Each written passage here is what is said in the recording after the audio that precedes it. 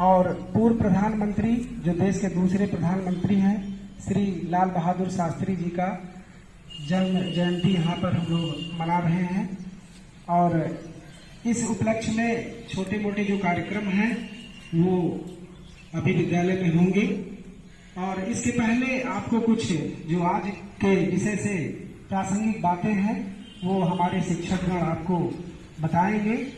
और जब ये उद्बोधन का कार्यक्रम हो जाएगा उसके बाद छोटी प्रतियोगिताएं होगी, जैसे निबंध प्रतियोगिता है, जो बच्चे भाग लेना चाहेंगे वो रुक जाएंगे।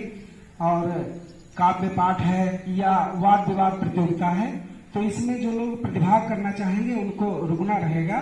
हम लोग यहाँ पर गांधी जयंती और भारत के दूसरे प्रधानमंत्री श्री लाल बहादुर शास्त्री की जयंती मनाने के लिए एकत्रित हुए हैं। कार्यक्रम के प्रारंभ में मैं चाहूँगा विद्यालय के प्रधानाचार्य और व्यायाम शिक्षक शांतनु विक्रम सिंह जी, इन दोनों जो महापुरुष हैं उनकी प्रतिमा पर पुष्पार्चन करें और माल्यार्पण करके कार्यक्रम को आगे बढ़ाने की अनुमति प्रदान करें। शांतनु विक्रम जी, ये कार्यक्रम हो रहा है पुष्पार्चन प्रधानाचार्य के द्वारा। तुम अचल में खला बन भूखी खींचते काल पर अमिट रे युग परिवर्तन स्थित हुए हैं। तो इस संदर्भ में आपके दो सम्माननीय शिक्षकों ने काफी हद तक उनके विषय में आप लोगों को बता दिया है।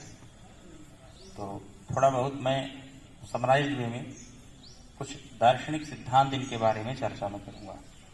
जैसा कि अभी अनटू द लास्ट पुस्तक की चर्चा हो रही थी, तो ऐसी इसमें कौन सी बात थी कि जिसने गांधी जी की विचारधारा को बदल दिया।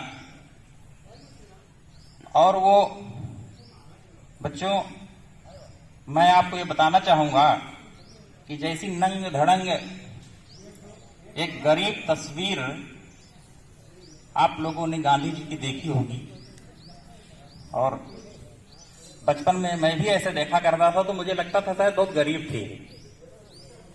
लेकिन बात इससे बिल्कुल विपरीत है। ये बहुत अमीर हुआ करते थे। इनके पिताजी 3 रियासतों के दीवान हुआ करते थे। दीवान का मतलब लगभग प्रधानमंत्री जैसा पद होता है। और ये इंग्लैंड गए थे। इंग्लैंड से इन्होंने वकालत पढ़ा था और विदेश जाकर के शिक्षा ग्रहण करना ही अपने आप में एक एरिस्टोक्रेसी। कार्यक्रम में उपस्थित हमारे सभी साथी शिक्षक, शिक्षिका बहनें, कर्मचारीगण, प्यारे बच्चों, हम लोग महात्मा गांधी जी की और पूर्व प्रधानमंत्री लाल बहादुर शास्त्री जी की जयंती यहाँ आज मना रहे हैं।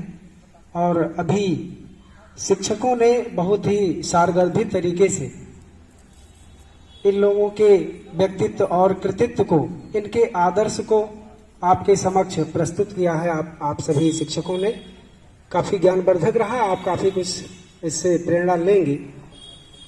हम आपको 1-2 प्रसंग बताएंगे जहां से गांधी जी को या लाल बहादुर शास्त्री जी को जो शक्ति मिली, जो उन्होंने इतने बड़े देश को आजाद कराने में अग्रणी भूमिका निभाई, उसके पीछे कुछ घटनाएं हैं जहां से इन्होंने अपने आंदोलन को इतना तेज किया और विश्वास अपने अंदर पैदा किया कि हम देश को आजाद करा लेंगे। ये घटना बच्चों दक्षिणी अफ्रीका की है। जब ये अफ्रीका में गए थे महात्मा गांधी जी, उस समय ये एक वकील के रूप में दक्षिणी अफ्रीका गए थे और किसी घटनाक्रम में इनको कुछ अंग्रेजों ने जहाज से नीचे उतार दिया और इसके बाद इनको मारना पीटना शुरू किया। और इतना ये घबरा गए थे, इतना डर गए थे उस मारपीट से कि इनको ये विश्वास होने चला था कि अब मेरा जीवन नहीं रहेगा, हमको ये लोग मार डालेंगे। फिर खैर अंग्रेजों ने इनको काफी पीटा।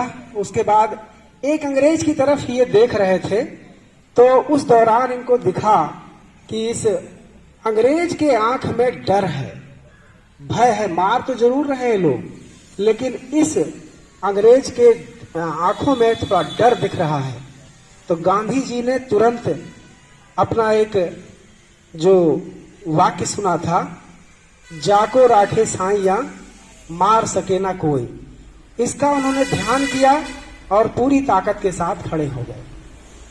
और खड़े होने के बाद इन्होंने ये निश्चय किया कि अब इनसे हम डरेंगे तो हम आगे कोई कार्य कर नहीं पाएंगे, जिसके लिए हम अफ्रीका आए हैं वो भी कार्य नहीं हो पाएगा। तो वहां से उन्होंने अपने दिमाग से डर निकाल दिया, भय निकाल दिया मरने का, जीने का। और अफ्रीका में जो आंदोलन उन्होंने चलाया, जो भारतीय वहां पर थे, उनके अधिकारों की लड़ाई जो लड़ी अफ्रीका में, उसमें वो सफल रहे।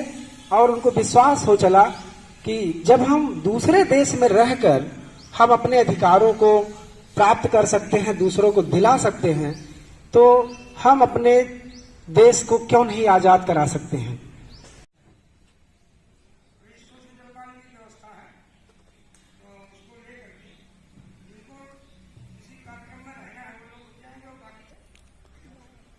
और इतने छात्र आए हैं, बताइए, बहुत संख्या है विद्यालय की। तो तुम लोग आए हो तो तुम लोगों को विद्यालय की तरफ से साधुवाद है, बहुत अच्छा किया तुम लोग के लिए। इसलिए लड्डू की व्यवस्था है, लड्डू की व्यवस्था है। तो ये पंक्ति करके जाएंगे।